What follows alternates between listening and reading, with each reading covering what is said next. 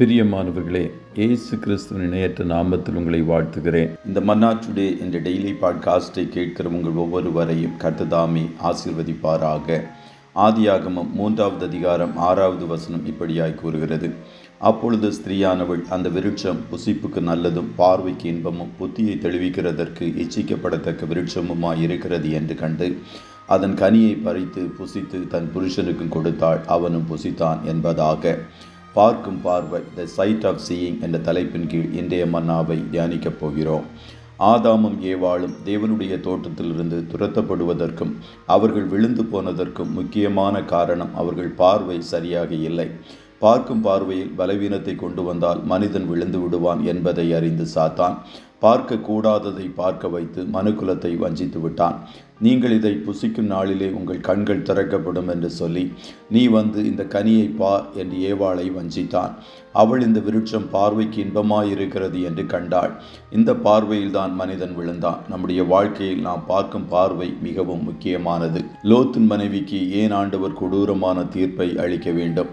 ஆதியாகமம் 19:17 உன் ஜீவன் தப்ப ஓடிப்போ, பின்னிட்டு பாராதே என்று தேவன் அவர்களை எச்சரித்தார். பார்க்காதே என்று தேவன் சொன்ன கட்டளையை மீறி லோத்தின் மனைவி பார்த்தாள். அதன் விளைவாக அவள் உப்பு தூணாக மாறிப்போனாள். மிகவும் கொடூரமான தீர்ப்பை கர்த்தர் அவள் பார்த்த பார்வையை நிமித்தம் கொடுத்தார். ஆகையால் பார்த்தால் என்ன தவறு இருக்கிறது என்று சொல்லி தகாதவைகளை, இச்சையை தூண்டுகிற படங்களை பார்க்காதிருங்கள். கண்ணானது சரீரத்தின் விளக்காயிருக்கிறது. உன் கண் தெளிவாயிருந்தால் உன் சரீரம் முழுவதும் வெளிச்சமாயிருக்கும். உன் கண் கெட்டதாயிருந்தால் உன் சரீரம் முழுவதும் இருளாயிருக்கும். இப்படி உன்னிலுள்ள வெளிச்சம் இருளாயிருந்தால் அவ்விருள் எவ்வளவு அதிகமாயிருக்கும் என்று மத்தேயு 6:22-23 கூறுகிறது. மத்தேயு 18:9 உன் கண் உனக்கு இடரல் உண்டாக்கினால் அதை பிடுங்கி எறிந்து போடு. 2 கண்ணுடையவனாய் எரிநரகத்தில் தள்ளப்படுவதை பார்க்கலும் ஒற்றை கண்ணனாய் ஜீவனுக்குள் பிரவேசிப்பது உனக்கு நலமாயிருக்கும் என்றும் வேதம் எச்சரிக்கிறது. கண்களை இங்கும் அங்குமாக அலையவிட்டால் மிகவும் ஆபத்தை கொண்டு வரும்.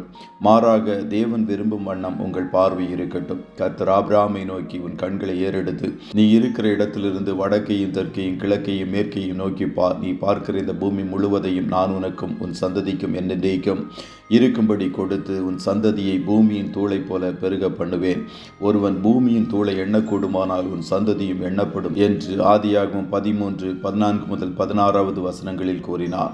ஆபிரகாமே, நான் உனக்கு கானானை தருவேன், நீ அதை பெற்றுக்கொள் என்று வெறுமனே சொல்லவில்லை. ஆண்டவர் ஆபிரகாமிடம் கண்களை ஏறெடுத்து பார்க்க சொன்னார். அவர் சொன்னதன்படி அவன் பார்த்தான்.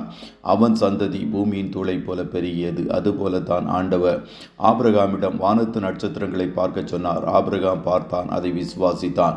அவனுடைய விசுவாசத்தின்படி அவன் சந்ததி வானத்து நட்சத்திரங்களைப் போல பெருகியது. ஆகையால் உங்கள் பெருக்கத்தை கொண்டு வருவதும் சாபத்தை கொண்டு வருவதும் பார்க்கும் பார்வையில் இருக்கிறது. யோபு சொல்லுகிறான், என் கண்களோடு நான் உடன்படிக்கை பண்ணுகிறேன் என்பதாக. இன்றே உங்கள் கண்களோடு உடன்படிக்கை பண்ணுங்கள். தேவன் விரும்பும் வண்ணம் உங்கள் பார்வை இருக்கட்டும். அப்பொழுது கர்த்தர் உங்களுக்கு பெருக்கத்தை கட்டளையிடுவார். கர்த்தர் தாமே உங்கள் ஒவ்வொருவரையும் ஆசீர்வதிப்பாராக. ஜெபம் செய்வோமா? நல்ல தகப்பனே, உம்மை நன்றியோடு துதிக்கிறோம். இந்த மன்னா டுடே என்ற டெய்லி பாட்காஸ்டை கேட்கிற உம்முடைய பிள்ளைகள் ஒவ்வொருவரையும் கர்த்தர் தாமே ஆசீர்வதிப்பீராக.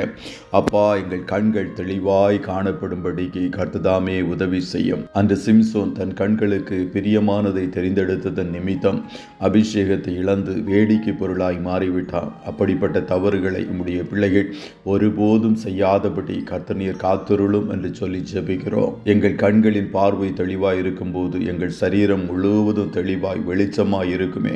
ஆகையால் எங்கள் கண்களுக்கு கலிக்கம் போட்டு கண்களோடு உடன்படிக்கை செய்து பார்க்க கூடாததை தவிர்த்து நீர் விரும்புகிறதை பார்க்க எங்களுக்கு உதவி செய்யும். இன்றைய தினமும் உம்முடைய பிள்ளைகள் கையிடுகிற வேலைகளை ஆசீர்வதியும்.